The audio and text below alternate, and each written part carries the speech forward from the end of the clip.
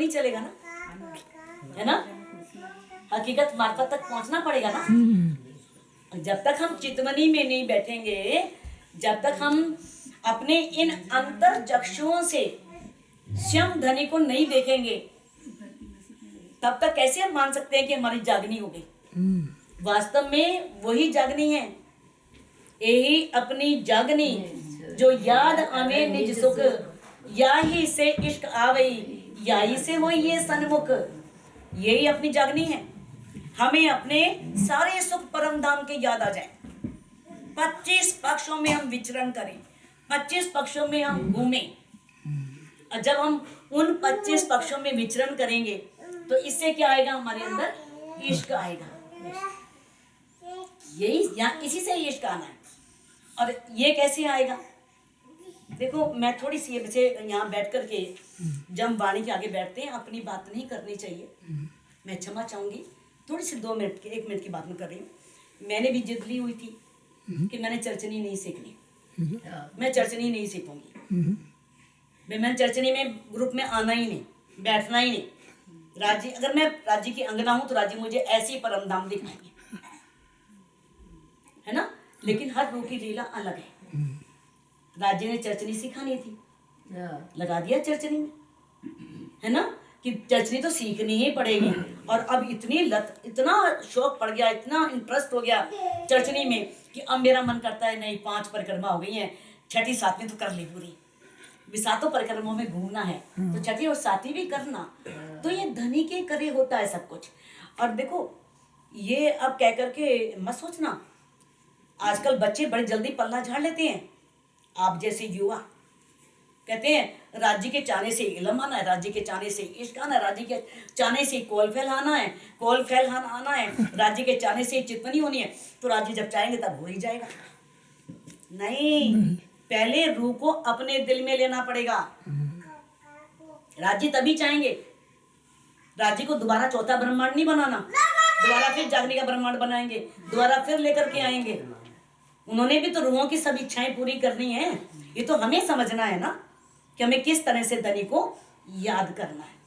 अब उन्होंने देखो अगली चपाई में क्या कहा इंद्रावती जी ने, कहती है बोझ निभावे साथ को और बोझ मसनद भरता। उठावे अपना भार तो हो गया, अपनी जागनी करें, अपनी जागने के बाद बोझ उठावे साथ को। सुंदर साथ का देखो, सुंदर साथ का कोई बोझ नहीं होता, अपनों का बोझ होता है नहीं होता ना। मानो अपने बच्चे को हम गोदी उठाते हैं तो वजन नहीं लगता बिल्कुल भी, कितना मर्जी भार उठा ले, है ना, नहीं लगता ना। तो सुंदर साथ अगर अपना है तो उसका बोझ क्या हो गया, इसका मतलब उत्तरदायित्व, जिम्मेवारी।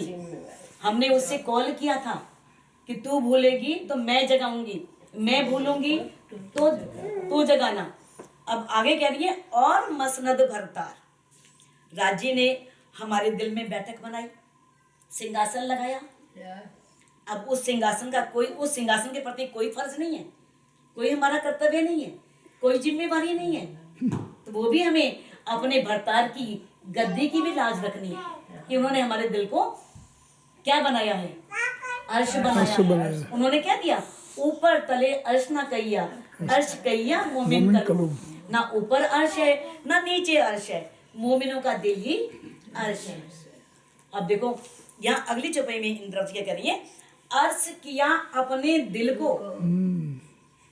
उन्होंने ये नहीं कहा अर्श किया मेरे दिल को, अपने दिल को विचार करने वाली बात है। उन्होंने ये नहीं कहा, जबकि उनके दिल को तो अर्श बना ही लिया उन्होंने, अंदर बैठे हुए हैं। लेकिन यहाँ पर वो शब्द प्रयोग कर रही है, अर्श किया अपने दिल को, अपने यानी कि हम सब के, हम सभी सुंदर साथ के दिल को उन्होंने अर्श बनाया है। माहे बैठाओ कर श्रृंगार। अब उस दिल में, उस अर्श रूपी दिल में श्रृंगार करके बैठाओ। अब श्रृंगार किस चीज का, एक तो धामधनी का, नक्शे शिक तक का श्रृंगार, क्या उनकी शोभा है। क्योंकि इंद्रावती जी ने सिंह, देखो मंगलाचरण में कितनी बातें उन्होंने बता दी हैं कि आज तक ये ज्ञान कभी आया नहीं था, पार ब्रह्म के बारे में कोई जानता नहीं था। मोहम्मद साहब ने और उनके जितने भी मित्र थे, जितने भी उनके पैगंबर थे, सभी पैगंबरों ने ये जमाना मांगा था। देखो आपको पता है सतयुग में, हाँ सतयुग में किस तरह से तपस्या की थी दोनों ने, जो किस तरह से मेधाजी और धनीशी देवचंद जी के तरह देवापी और मरु ने तपस्या की थी ना। और क्या मांगा था कि हमें वही जमाना मिले जब वो पारब्रह्म आएंगे और हमारे तन में बैठ करके लीला करेंगे। तो ऐसा नहीं है, बहुत से तीर्थंकर हो गए, बहुत से अवतार हो गए, सबने वो जमाना मांग रखा है। ये नहीं, जितने भी हैं, चाहे वो बौद्ध धर्म है, चाहे जैन धर्म है, उनके जो बड़े हैं वो चले गए, नो, सबके जीव यहाँ पर हैं। सबने ये जमाना मांग रखा है पारब्रह्म के दीदार का, पारब्रह्म के दर्शन का, कि हमें वो समय दिखाना जब वो आए, उनकी वाणी उतरे, हमें उनका साथ मिले, हमें उन मोमिनों का साथ मिले और हम उसे जान सके। तो ये ऐसी बात नहीं है। तो सभी उस समय से इंतजार कर रहे थे। अब इंद्रावती जी हमें याद दिला रही हैं, कह रही है माहे बैठाओ कर श्रृंगार। अब राज्य की नक्शे शिकतक की शोभा को अपने हृदय में बसाओ। और कौन सा श्रृंगार करके? पर आत्म का श्रृंगार सच करके। पर आत्म का श्रृंगार क्या है? वाहिदत, एक दिली, सबसे बड़ी बात है। हमारे अंदर वाहिदत नहीं आई तो हमें राज्य कभी हमारे दिल में अर्श नहीं बनाएंगे। अगर मान लो हम कितना भी हमारे पास ज्ञान आ गया, 18,758 चौपाइयां हमने पढ़ ली, सब पता लग गया, लेकिन जब तक हमारा दिल साफ नहीं होगा ना, हमारे दिल में छल कपट ईर्ष्या द्वेष मोह ये सारे विकार खत्म नहीं होंगे, तब तक धनी कभी भी इस दिल को सिर्फ नाम मिलेगा, आपको नाम मिल जाएगा, बेअर्श किया आपने दिल को, लेकिन राजी नहीं विराजमान होंगे। राजी विराजमान तभी होंगे जब हमारे अंदर हम पर आत्म का श्रृंगार सजेंगे। पर आत्म का श्रृंगार जो है वो वाहिदत है, सबसे बड़ा श्रृंगार इश्क है। इश्क आना चाहिए, वाहिदत आनी चाहिए, एक दिली आनी चाहिए। और जहाँ एक दिली आई नहीं वहाँ राजी आई नहीं। आपके अंदर अगर एक दिली आ गई ना तो समझो राजी आकर के अंदर स्वयं विराजमान हो जाएंगे, अपने आप अंदर आ जाएंगे। तो हमें पर आत्म का श्रृंगार सज करके अपने धाम हृदय में राजी को बसाना है। अब देखो इसमें किस तरह से इंद्रावती जी ने एक एक चीज का वर्णन किया है, किस तरह से कहते फिर स्वरूप को निरखिए, रूप को लागी यही रट, हक चरण हृदय आए, खुल गए अंतरपट। कहते फिर स्वरूप को निरखिए, यानी कि राजी के चरण कमल इतने सुंदर हैं, इतने नरम हैं, इतने कोमल हैं कि किस तरह से रूह चाहती है कि मैं बार बार उसे देखूं, बार बार उसे निहारूं।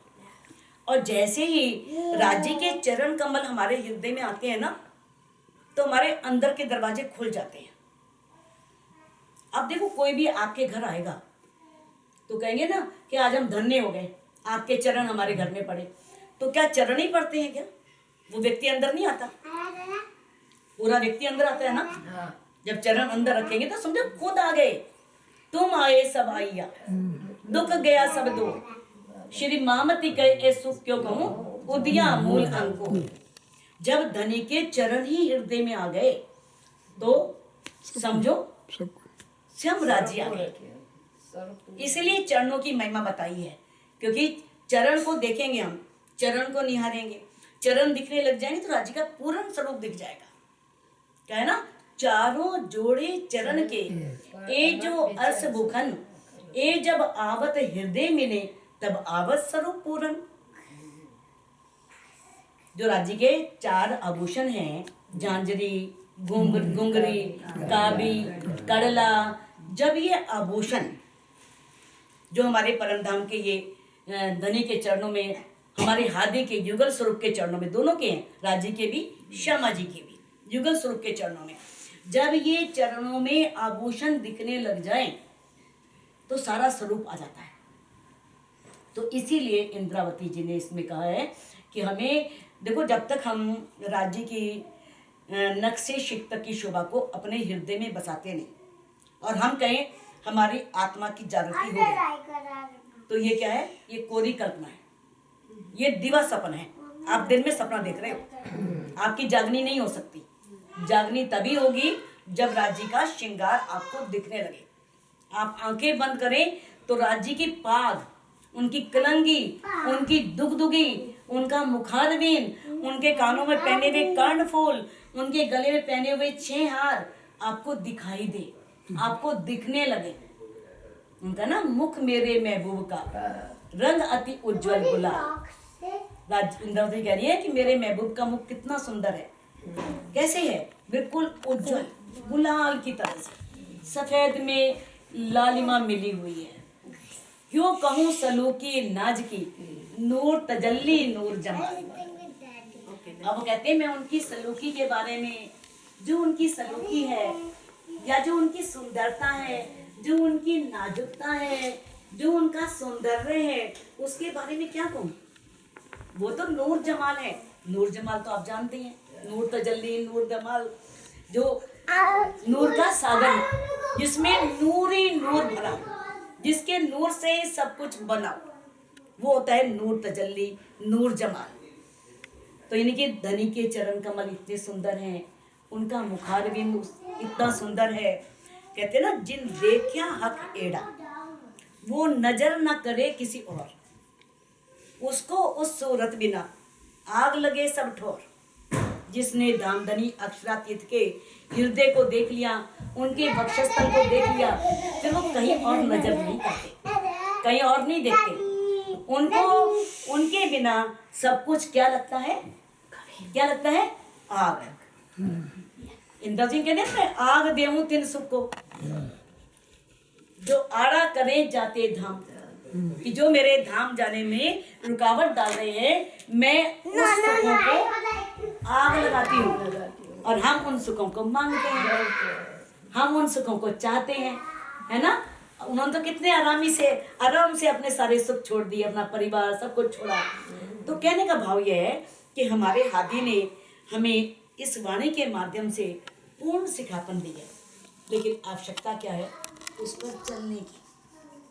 हम कहते हैं परम धाम चलो, परम धाम चलो, परम धाम चलो, और राजी कहते हैं माशुक बैठे इत जाए, पर दिल न लगे इत, माशुक मुख देखन को